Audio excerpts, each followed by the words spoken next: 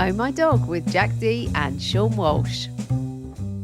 Coming up on today's show, we speak to Mark Long, who started losing his sight at the age of 12 and has just completed the grueling Penny Fan Challenge. And we pick our Selfies for Cinnamon Comedy Gold winner. Hi, Seann. Hi, Jack. There was a bit of a sigh there just before I said hi, Seann. What? That's a good way to start. Oh, here we go again. Here we go. Have you been extremely busy then? Is that what it is? I actually have been quite busy. Yes. Yeah, Thank you for asking. Yeah. Yeah. You? I've been busy as well. Yeah. So that's. Everyone's being so secretive. I know. You've been robbing banks or something. I actually. Do you know what? I'm a bit dishevelled today. I know I'm normally kind of polished. Yeah, Crawford. Yeah, good to go. But no, I didn't have the cold shower. I've got to the point, when there are, people that exercise a lot, yes. So don't exercise. They then complain about, they've not exercised, so now they feel terrible. Yeah. I have that now if I don't have a cold shower. Oh, okay. But it's not, is it connected with exercise? No.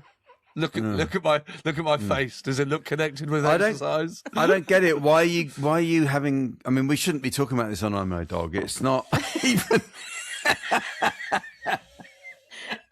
This is off the lead gold. This stuff. I know. Seann has just spat his tea out over his keyboard because. But let's face it. But people in good faith are tuning in for a discussion about dogs, and all we're hearing is Seann's bathing habits. Well, let's park that. Let's park that. Make a mental note to talk about it in Off the Lead. Yeah. People can know that that's where it is, and how to avoid listening to it. Well, okay. To bring it straight to dogs, this is Mildred right now as we speak. Yes, amazing. Yes, that's absolutely chilled out.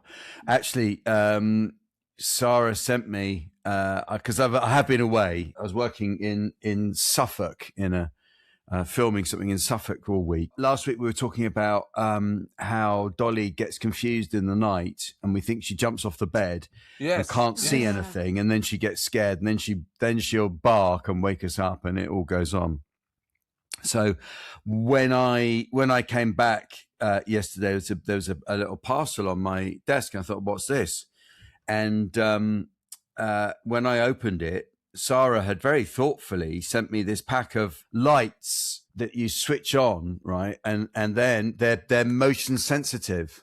If you can see that. I mean, obviously that's wonderful. On now. And you can do that, right? But this is when they were in this box, a sort of black box, and two of them are flashing inside the box, and I could just see the light inside. So I opened the Amazon envelope and then took this thing out. It was all flashing away. I thought, it's a bomb. No, that's terrible. Because they were on inside. But no, it wasn't. They got me. It was a lovely present from Sara. So thank you very much, Sara. I am going to experiment with putting them around and see if it makes a difference. It's a bit of a gamble when you buy things like that because you don't know how big they're going to be. You don't know how. No, they might be just right. They might be perfect. I hope so. I was really thoughtful. Thank you very much. And Dolly says thank you. You're welcome. Oh, she's going to give it a go. And what did you get me? My appreciation. Oh, thank you very much. You've heard that. So what do you have to? Will you have to kind of? Where do they go? Do you just put them on the floor? What? I think so. Yeah, you can just put them around. They've got little stickers on the back, so I may put it on the skirting board or something near her bowl or something. She's got a water bowl up in our bedroom, and then if she goes near it, then the light will come on, and hopefully that will be some sort of help to her. I thought you could put it on the step as well, maybe, if there's somewhere to put it on the step. Yeah. Are you talking for me or for Dolly? Stop me having a fall. So that was great. And I come up with a new kind of technique with Dolly because I think I've said this before, when we come in, especially if we've been away for a bit, she gets very overwhelmed by it, and she gets all choky, and she's kind of can't catch her breath. So you get this. Where she's so excited to see you. You mean? Yeah, she gets overexcited, and then she can't catch her breath, which is I think it's a sort of uncomfortable for her. But I figured out what to do. So you've just stopped going home. Yeah, I just stay away now. Apparently, she's much happier. So now what I do is usually I'll sort of park the car and get all my stuff out of the car and come in with all these bags and suitcases and stuff. But now I just park the car, come in without anything and then I just pick her up and have a little cuddle with her. And she calms right down. She's really pleased, and she'll lick my ear and everything like that. And then after a few minutes, I can put her down. I can go and get all the stuff out of the car. But it does actually overcome that moment where she's so it gets too much for her. So it's really sweet. And Jane does that now as well, because when Jane is out, we've got a neighbour who's got exactly the same model car as Jane's got. So when she hears that, and it's the neighbour, I actually have to open the front door to show Dolly it's actually not Jane, because I thought it was her car. So what are they doing in her car? They nicked it. I know. Right. That's lovely, Jack. It's so lovely that you're getting to her level and you're understanding what she needs. It's very sweet. Yeah.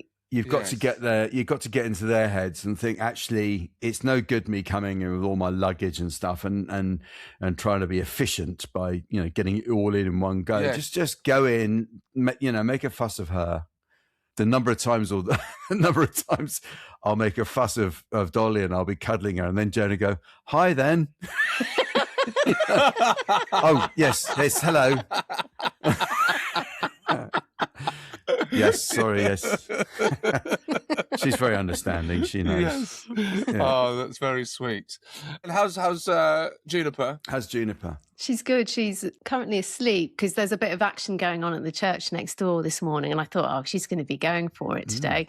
But I have to do the same thing, Jack, where I open the door to show her there's no one there, and then she accepts that, and then a few minutes later she goes, "No, they're back. Open the door again." And that goes on a bit when she's having one of her moments. But no, she's been really good. Oh, that's wonderful. That's great. Yeah, very good.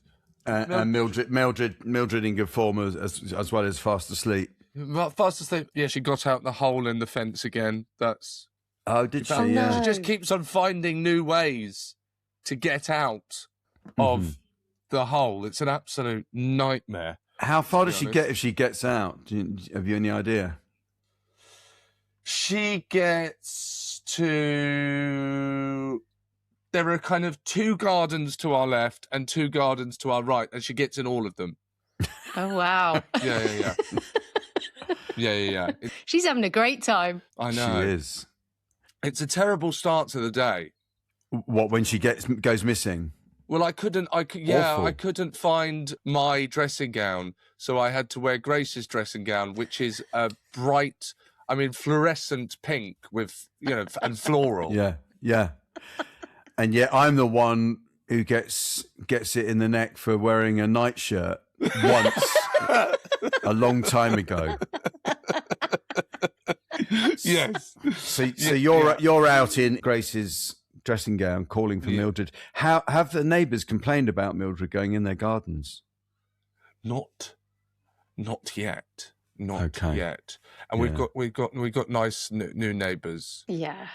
Who actually got. I don't know. I'm trying to work out. Is this okay? What are you going to say? No, I think it's say fine. Absolutely lovely family. The mother locked her baby indoors. Yesterday. Oh, no. Yeah. And so we called they obviously didn't have a phone, and we called the fire brigade. Wow. Is that what would you have done in this situation? I think that's the right thing to do. Yeah, I think that's not unreasonable, actually. Yeah. But the reason I made this association is so strange how the brain works. Is I thought, well, they get cats out of trees, don't they? Yeah. So well, if they get cats, if they get cats out of trees, they get babies out of houses. Yeah, I would have thought so. Yeah. Grace called the fire brigade. She actually did the phone call. Oh, yeah. And then I said, hang on, you did tell them there wasn't a fire, didn't you? Like, it's been clear that there's not a fire. Grace just went, there's a baby locked in the house. And so they went, oh, they'll be there in 2 minutes. Right. Oh, I thought, that's quite fast for no fire. Yeah. And then the fire brigade arrived, and Grace actually caught me hiding in the back room. She couldn't believe it. Why were you hiding? What? I don't know. Is this just a me thing? I just can't stand saying hello to people in my house. For sure, yeah. Why would they have come in your house? To get through or something? Yes, to get through. Sorry, yes, to be clear. Yeah. Sorry, I should have been clear. Yeah, I didn't want them to know it was me that locked the baby in the house and I was hiding. No, So I hid, and Grace caught me and said, "What are you doing?" Hiding from the firemen. Oh no, Sean. Do you not have that? I do understand that. I do completely understand that. Yeah, I do. You know, if there's a plumber around or something. Oh, yeah. I have to get out of there. I had. This should be. I know. I'm so sorry. We're not on top. Sorry. Yeah, sorry. I do apologise. It's all coming out today, Sean. I know. Sorry. But actually, this is related to the fire thing, because you have those fire alarm smoke alarms in your house. Yes. Well, we have to have ours tested because they're all plumbed in and they come round once a year. And it's the same bloke, and he's frankly quite annoying, right? And No. I always hide when he comes, because one of the first times he came round, right, I happened to be wearing jeans with turn-ups, right? Just jeans with turn-ups. And do you know what he said? Are you a rockabilly? That's what he said.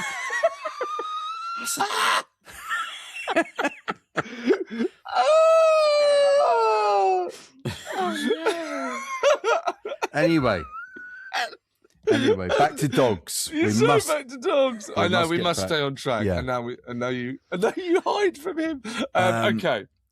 Yes. One thing I thought we should probably flag up and let listeners know about is Goodwoof, which is 17th of May, because we're going to be doing a live edition of our podcast there, aren't we, Sara? Yes. Yes, we are. We're going to do a live show from there, like we did last year with Bill Bailey.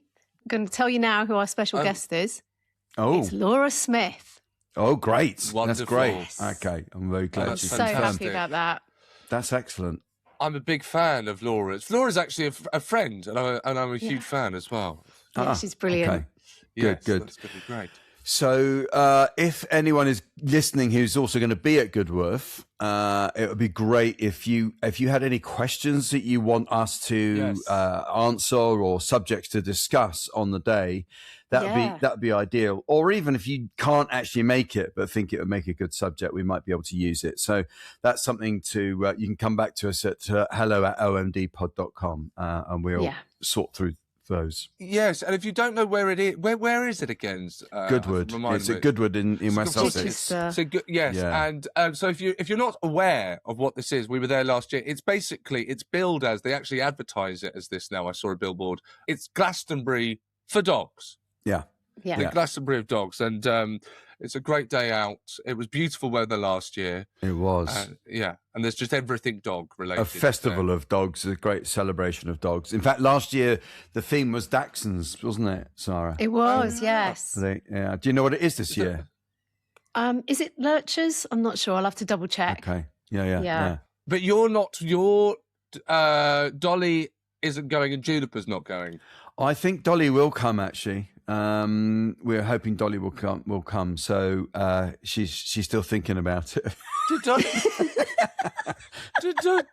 Did Dolly go last year? Yeah, she was there last year. yeah. And Juniper. Yeah. I don't think I am bringing Juniper this year because where I'm staying doesn't allow pets, and that sort of affects things. And I've got to stay the night before.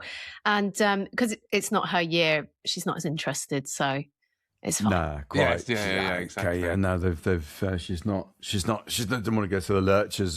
She's probably out of protest, probably going to boycott it now. Fair enough. Yes. But we look forward to that. Yeah. We do have we've got the finalists. We do. Yeah. Yes, this is great. For the Comedy Gold Selfies for Cinnamon, and we're going to decide on the winner today. It's not just dogs. In case anyone doesn't know, the Cinnamon Trust, we have been talking about them a fair bit, actually. And the Cinnamon Trust is this brilliant organisation that arranges help for people's pets when those people are terminally ill or very old. And it takes that concern away from them by being able to look after their pets, which is a fantastic idea and a really great organisation. Yes. So they've sent in lots of selfies of people with pets. We've got all kinds of things going on, haven't we? Not all dogs, that's for sure. Yeah. Yes. No, they're not all dogs. There's a pig there. There's a parrot I can see, and what looks like a cow as well. So anyway, it's a cow and a couple of and a couple of cats. We don't mention that word very often, but a couple of cats in there. Yeah. So we will, without prejudice, we're going to choose a winner. Is that the idea? Shall we talk about 3 and then we'll pick a winner of the 3? Okay. I think I know mine. You know your top 3? I think I probably do. Yeah. I don't know how easy this is for listeners. They can watch on Spotify. It will be playing on their Spotify. Of course you can. So we are on YouTube. I like Amy and Tilly. I think is great because Amy has sort of pulled the same expression as Tilly. I assume it's that way round. I could be the other way. It could be that. No, I don't know, all the Tilly owners might be are. the girl. I don't know. No, the pets are second, and the human is first. Yeah. Okay, that's good to establish. Because I was worried about Pie the Pony. I didn't know which one that. Beth.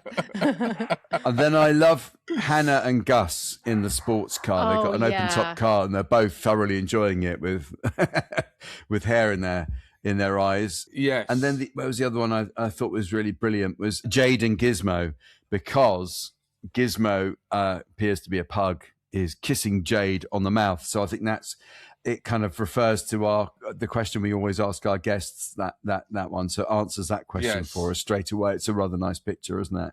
What did you think? Of course, all fantastic photos. It has to be said. They are. And thank you for sending them in. So it's difficult to choose, but you sound like a Blue Peter presenter now. Yeah. I know. But I really love it's. I don't know if it's the right reason, but I love Carol and Percy, even though you can't really see Percy. Okay. Yes. I just like what is done to Carol's face. She's got squished. Yeah, she's completely squashed. Yeah. Completely squashed by Percy. That is a good one. Yeah. So I do like that, and of course, I'm an absolute sucker for pigs. I'm an absolute sucker. I would love a pig. So you love Debbie and Yumi, is that what you're saying? There's a great picture. I agree. It's a very, very good one. It's very good. And then I also like Liam and Smudge, and it is a cat. It is a cat photo. Okay. Liam just is completely out. Basically unconscious. Heavy Friday night. I imagine this is Saturday. He's on the floor, head in beanbag, and there's just a cat. Yeah. Lying there. Smudge. Smudge looks a tiny bit disappointed in Liam. That's what I think. Very, yeah. Yes, you're right. Yeah. But it's good. How about you, Sara? Did you? I really love Helen and Zizi because the cat is just looking possessed, really. And Debbie and Yumi was one of my favourites too, and Beth and Pony the Pie. There are all so many brilliant ones. There are so many lovely ones. Yeah. The expression of Simon, Gemma and Charlie, that's a lovely expression as well, isn't it? The dog. Yes. It's such a great family shot. Yes, it's a good family shot, isn't it? I really like that. So do we have to choose one winner? Yes, let's choose our ultimate winner now. I mean, I think because you both went with Debbie and Yumi, and I slightly overlooked that when I was looking through them just now. I'd be perfectly happy with that one going through as the winner. Yeah. Okay. Should we go for the lovely pig? Let's do it. Is that okay? Do you think it's a good I choice? think so. Yeah. Absolutely, yeah. Let's go for that.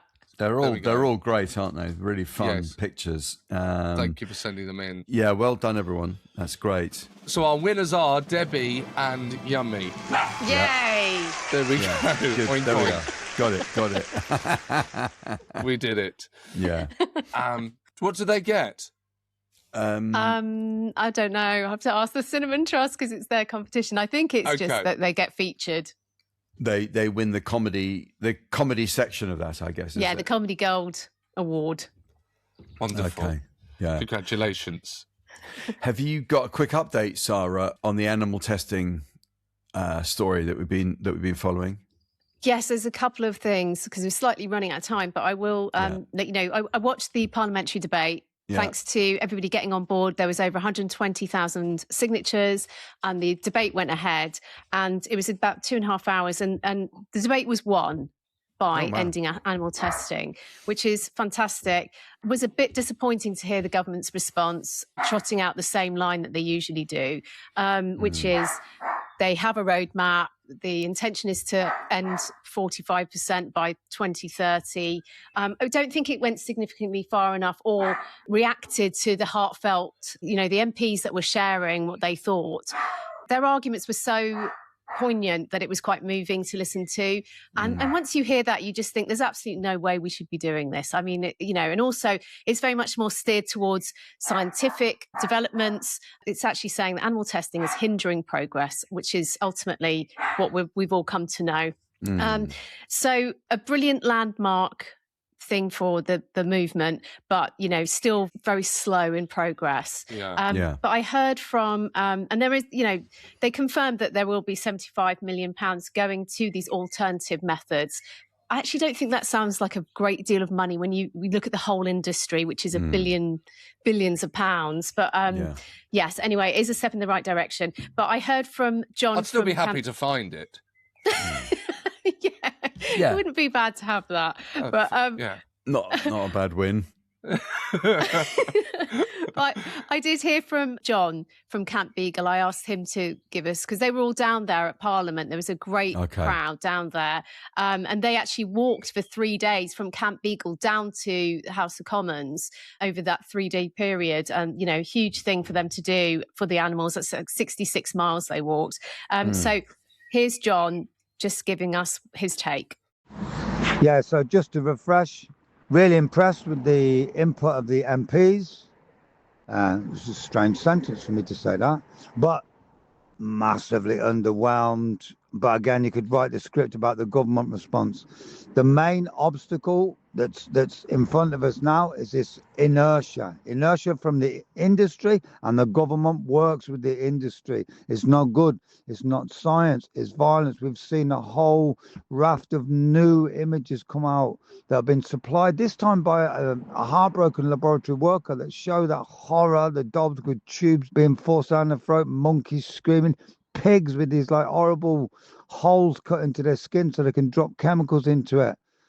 Come on. It's literally the dark ages, when it comes to what happens to these animals inside the laboratories. And it's all been kept secret from us. But now, because so many people around the world now are screaming about this issue, the governments have to act. We've got to stop listening to industry and listen to us.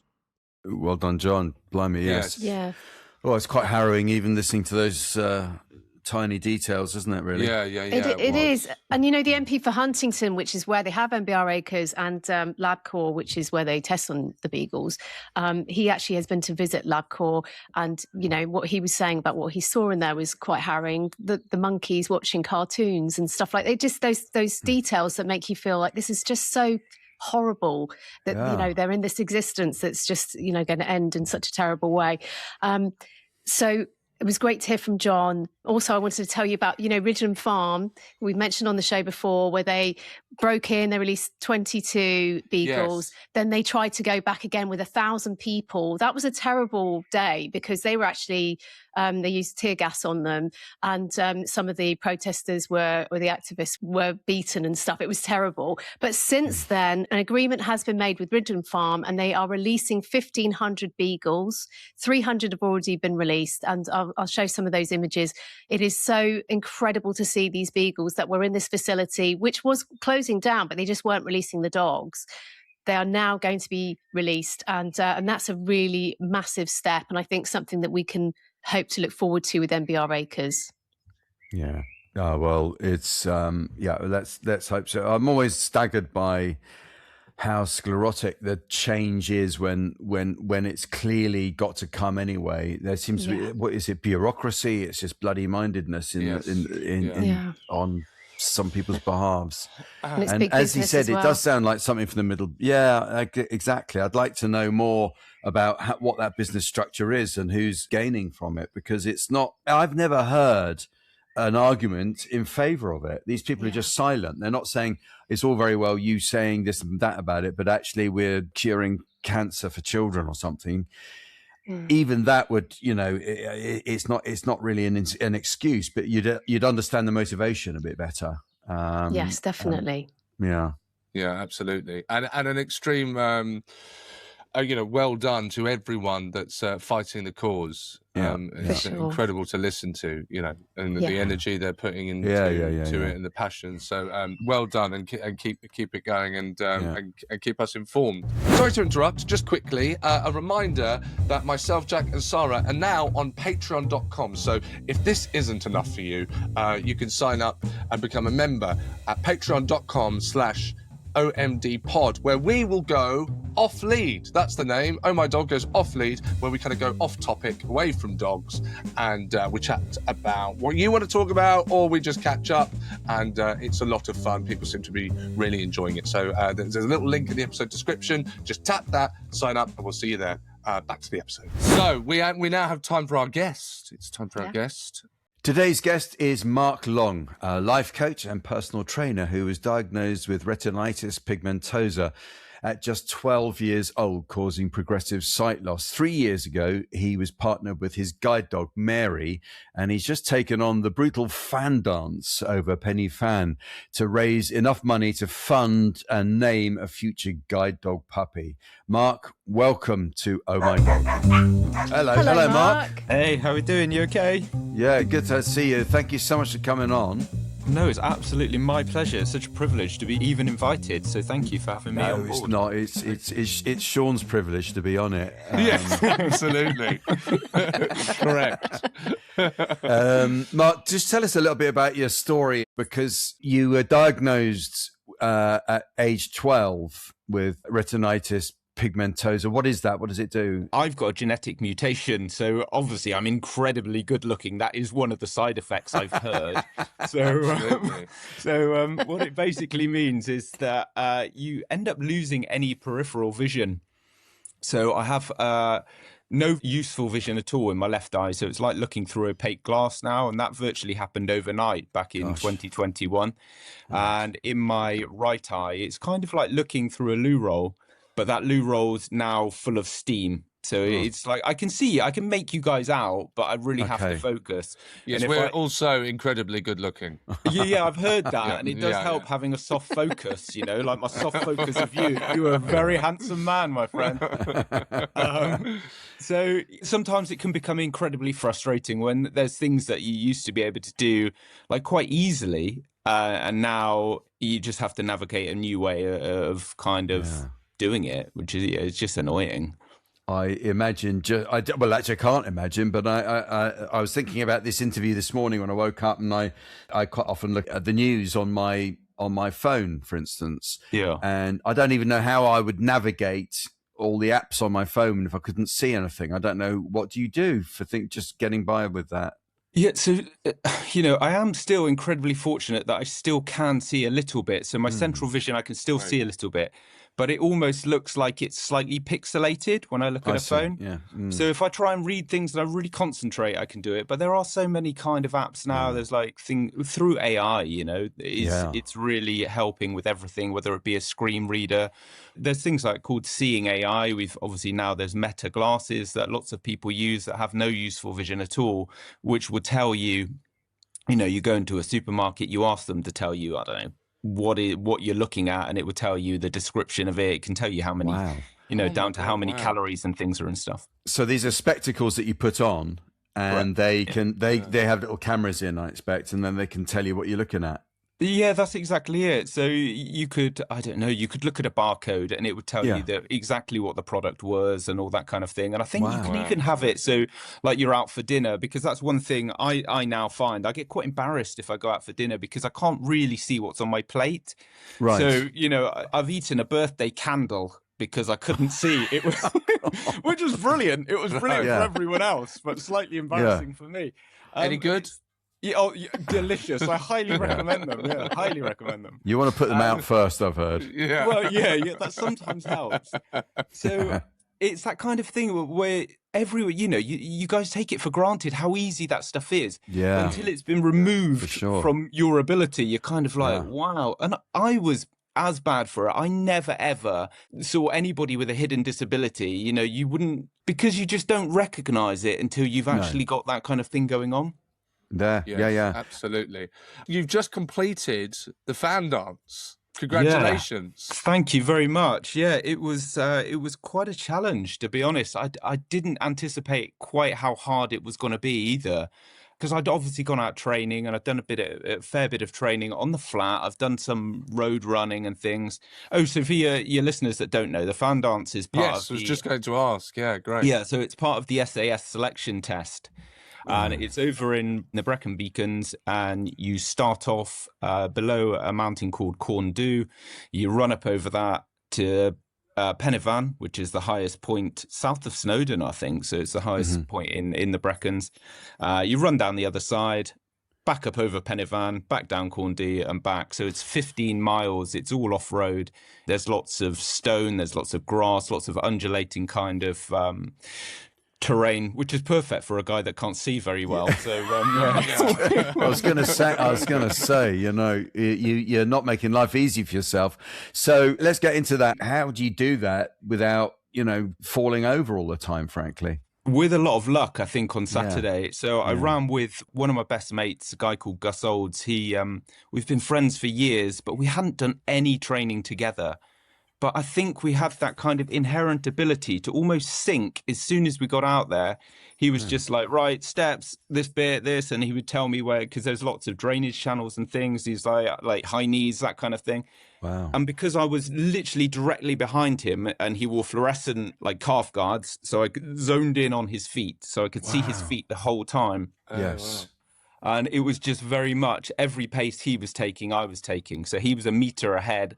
And this is kind of one of the things that I have noticed since I've lost any of the useful vision in my left eye. My right eye moves a lot, so it's constantly kind of, I think that's Mary in the background. Okay, we'll get onto her in a minute. Trying to steal the show. Get on so to her constantly scanning, trying to see where I'm going. And because you've only got that central vision, it's constantly trying to, I think, just make a picture in your own mind. And I guess that's one of the things that your brain, our brains are pretty smart, aren't they? So I think it just tries to overcome any of these things. Yeah. So essentially I was just following my best mate. I think it's absolutely remarkable. Congratulations on completing it. Did you raised a lot of money for it? How much did you raise in the end? Yeah. So this was the point of the whole thing so I'm very fortunate. I have a guide dog, and guide dogs, to get paired with a guide dog, costs around £70,000. Gosh. But for the lifespan of a guide dog is around, at the moment, £102,000. And that all comes from donations from, whether it be bucket shakers in the, supermarket, whether it be those iconic, yellow labs that you put the coins in their head at the supermarkets, make sure it's actually the plastic one, not a regular dog. Yeah. You've also got, people like me out there running and trying to raise a bit of money. So I would set up a Just Giving page, which was pounds for puppy penny, and we're trying to raise £102,000 so somebody else can have the joy and the privilege that I've had of having a guide dog. And so far we're up to around 14,100, but with gift aid it's around £17,000 so far. I have to say I'm quite surprised how much it costs.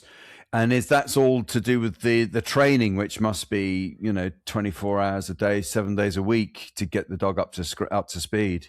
Yeah, that's exactly it. So you're obviously paying for all the training. I think that huge amounts goes into the breeding aspect of it. So they can't just be a regular dog. They have to have like good bloodlines and all that kind of thing. And, the infrastructure around it, the training centre up in Leamington Spa, it's an incredible facility, and the amount of work that goes into it, and just the amount of staff that you've got to have to provide the service for people. And like I say, the government doesn't give any money towards guide dogs. So, and I think that's where we have this preconception of, because it's such a large kind of charity or organisation, that we assume that it must be funded other than people's generosity, but it's not. Yes, I think people do, yes. Is Mary your first dog, your first guide dog? She's my first guide dog. Yeah, I have one, Mary the guide dog, and I have a black lab, which is crossed with a boxer, who's a very useless dog, but she is 13 now, so I've had her for a long time. But, wow! And how did she get on with Mary when Mary was first introduced? To be honest, I don't think she had much choice but to get along with her, because Mary's quite a spirited dog. She's so much fun when she's not working, but she's into everything, and she's such a lovable dog. She wants to play with everyone. So, like I say, I've had her for 4 years. So Maggie was around 9 when we first got Mary. So yeah, I think it did bring out the puppy in her again, which was very cute. Yeah. But I think now she's just like, oh, leave me alone, just let me sleep. So Mark, at what point did you kind of qualify to have a guide dog?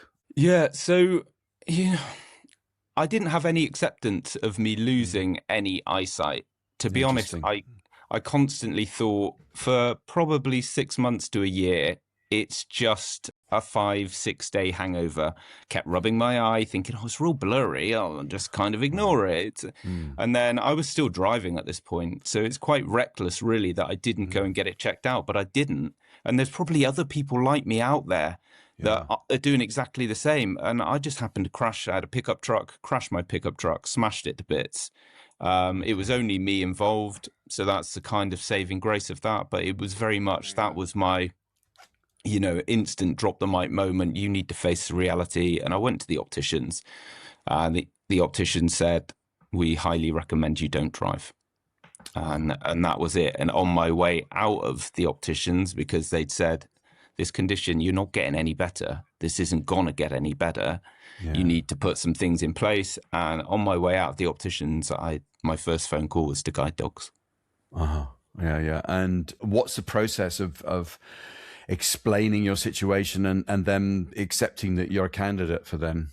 Yeah, so that's that's basically what happens. You have a first couple of phone calls with them, and they talk you through the whole process of it. And I think they ultimately need you to understand the responsibility of having a guide dog. And I think I was quite fortunate because I had a dog. I knew that it wasn't, there's a lot to a dog, right? You have to make provisions for them everywhere you go. You need to ensure that they're okay, and if you're on holiday or whatever, you need to make sure they're safe too. So they talk you through all that, and then they come and do a couple of things like guided walks and make sure you're happy with all of that. And then I was so fortunate because the waiting list, there's around 800 people at the moment waiting for a guide dog. And it can be anything from 18 months to years because they need to ensure that they pair the right dog with the right person. Yes. And I applied, I think it must have been the June. And by December, I'd gone for my first walk with a guide dog, which just happened to be Mary. So Mary, the guide dog I've got, she came with the trainer. We went out for a little walk and kind of asked lots of questions about how I felt walking with a guide dog, because it's obviously quite an alien thing also, having to go from feeling quite anxious about being out and about and walking, because I essentially just looked like a drunk guy wandering down the street because I'd crash into everything all the time because like I say, your brain is very smart, but it can't adapt overnight. So it takes a little bit of time and a little bit of training things. So I was wrecking into everything. And then suddenly you've got this dog that you don't know, but you've got to put all your faith in them that they're going to do the right job for you. And suddenly you are at the mercy of someone else, which is it's a liberating thing. And that's what I ultimately found straight away, because it was that visual indicator for others that I did have a sight problem. So rather than me bashing into stuff, or often I would bump into other people. And because I'm a relatively big guy, and people would, bounce off of me and then instantly think I was incredibly rude, which couldn't be farther from the truth. Like, I would never want somebody to have that preconception of me by, crashing into them and, oh, he's a thug because he's got tattoos and he's bashing about. So instantly, as soon as I had Mary, it was just like that weight was lifted off my mind. And I was very fortunate. A couple of days before Christmas, they said, "Would I like to be paired with Mary?" And that was the journey right there. It was just amazing. That's wonderful to hear. Mark, are there any surprises that come with getting a guide dog? Anything that you kind of didn't expect from the situation? Yeah, honestly, I assumed that, you see them out working. I thought they were all going to be robots. I didn't think they would have a personality. Interesting. And it really couldn't be further from the truth. As soon as these dogs are not working, they are so intelligent and they're also playful, and they just want to, they want to be your best friend. They want to interact with other dogs. And it's just the most joy wrapped up in this little furry friend that's bounding around. And lots of other guide dogs that I've now had the luck of meeting, lots of other ones, whether it be through working with guide dogs on some of their legacy events and stuff like that, they're all the same. They've just got this, they're all so spirited and they're all so lovely. But as soon as they've got their harness on, that is it. They're in work mode and they're just aiming that's to it. enjoy The harness is kind of swiping into work. Yeah, that's exactly it. It's like putting on their suit. Yeah. Dr. Amit Patel was on the show, and he's Blind Dad UK on Instagram. And he told us a similar thing about his guide dog, Kika, her name is, and how just a completely different dog when they're not in work mode. And it's a good visual representation to everybody else around you, so they know not to interfere and to come and stroke and things like that when she's working. But what's her biggest quirk then when she's not working? She's just into everything. It is honestly, it's ridiculous. I'm very fortunate that I'm just moving to Cornwall, and so she can't swim at the moment, and I live right on the beach. So I'm trying to take her down and getting her into swimming and things. But my word, she has no concept of how powerful a wave is. And the other day, she was absolutely drenched. She was like, "Dad, what are you doing?" Like, just soaking me. So now she has to, even kind of going out shallow, I'm making sure she's got a little life jacket on to make sure she's nice and safe. Yeah. I admire the fact that you're considering a move as well, because my instinct would be just, stay with what you know. But it seems now. Yeah. Do you think that's because you've got Mary as a sort of a colleague in this and a companion, that it's given you the confidence to sort of seize life and go out and do these things? Yeah, definitely. And it's kind of, you can dwell on all these things. And I'd always, I've always surfed and I've always skated and things. But once you've lost the car and you can no longer drive, I can't get to the beach without being reliant on others. So I thought, right, like I went through a divorce last year, so that gave me a chunk of money from selling the house and my business and stuff. So I was like, right. let's invest it in a house at the beach. Wow. I don't need to rely on anybody to get to the beach because I'm literally 20 seconds away from it. And this is kind of the start of something new. So together, myself and Mary, and obviously Maggie's coming with us. Yeah, we're just gonna live a bit of a beach life. Yeah, and work-wise, you're a personal trainer, is that right? Yeah, so I've actually, because of the divorce, I had to sell my business, and now I'm doing life coaching and going into counselling as well. So trying to help others reframe maybe these adversities that they're going through and just take a slightly different view at it, and hopefully help others that are maybe going through some challenging times. That's brilliant. I'm sure you're really good at that. I was just going to ask before we wrap up, Mark, that just going back, quickly back to the challenge, was there any point during the challenge where you thought, I won't be able to complete this? 100%. Yeah. So you run up over Penifan and down the other side, and we went down and tried to refuel basically at the halfway point of eating and things. And I turned around to start the arduous process of running back over, and it was flat, but the sun came out and I started to get really, really hot, and I couldn't see anything because all the contrast of shadow had gone. Right. So I just couldn't see anything. I could barely see Gus's feet, and I kept falling over. And then, when you're doing burpees every 10 feet as well as trying to run because you're constantly falling over, I was just like, I got to a point of where I thought, I just need the rest. So my buddy spotted the fact, because I'm quite a chatterbox, so my buddy spotted the fact I'd stopped talking, was like, right, we need to cool you down. So I got into the stream, top off, hat off, got it all soaking wet, freezing cold, back on. And it was almost like that, I'd reset a little bit and thought, right, I'm good to go again. And thankfully I felt good, and we cracked on and we got it done. So it was a good experience. And you raised a lot of money. And well, thank you so much. And congratulations on completing the challenge. Thank you. It's been wonderful hearing your story. Thank you so much for coming on. Before we let you go, we ask all of our guests, do you let, either of your dogs, I suppose, kiss you on the mouth? Well, like I said, I went through a divorce last year, so any opportunity to get a kiss, I'm trying to get one off the dogs. they're just not willing participants at the moment. So. Normally we share a link to the charity, but we'll share a link to your Instagram. Yeah, we'll get you on Tinder. That would be lovely.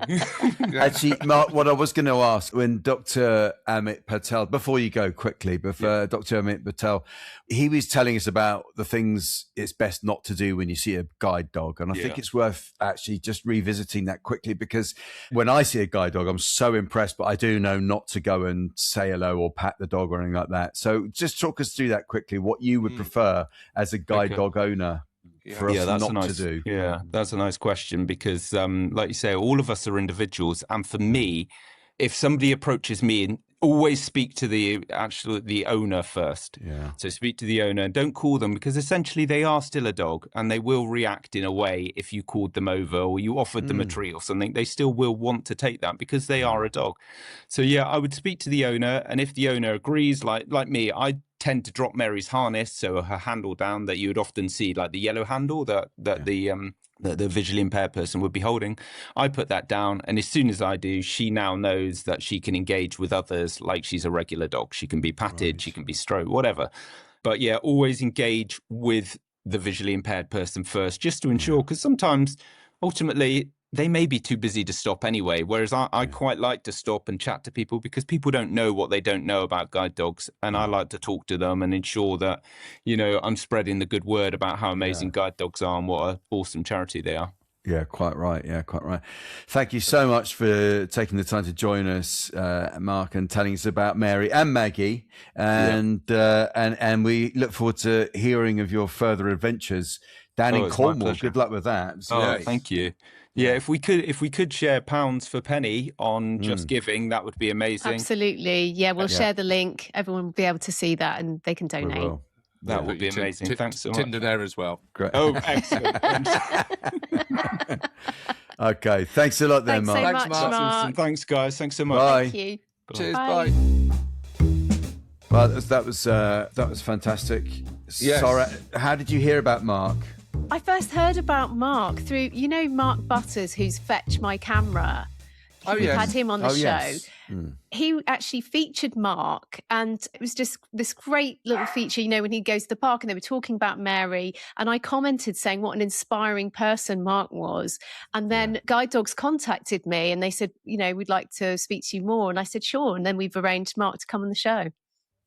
That's wonderful. Brilliant. It was a great call, Sara. Thank you for arranging that. What a nice chap as well. I mean, lovely. It's just so refreshing to hear someone sort of as uplifting as that, Yes, really. Yes, absolutely. Well, hopefully we get back on at some point. I hope so as well. Yeah, I hope so as well. Yeah, make sure you donate. For sure. Yes, actually, we'll get onto that later. I'm not trying to change the subject. Now's the time to say goodbye. Thank you for listening. Yeah. Think I've done my bit, actually, just by plugging it. There are different ways Jack. There are different ways of raising money, Wait, he raises money, we raise hope. It's different, but it's the same. Thank you for listening to Oh My Dog. We hope you enjoyed taking a deep dive with us into our love of dogs. Yes, and please don't forget to subscribe, and you can find us on Spotify and YouTube, and sign up for our newsletter, all of which can be found at our website, omdpod.com. You can email us at hello@omdpod.com, and find us on Instagram at omdpod. You'll find loads of extra content and videos there, and send us your voice notes, and join the Off the Lead pack on Patreon. That's patreon.com/OMDpod. And don't forget to give us a 5-star review wherever you get your podcast to. And remember, a dog is for life, not just for podcasts. Wow. How to get comedians to shut up quickly is ask them to donate.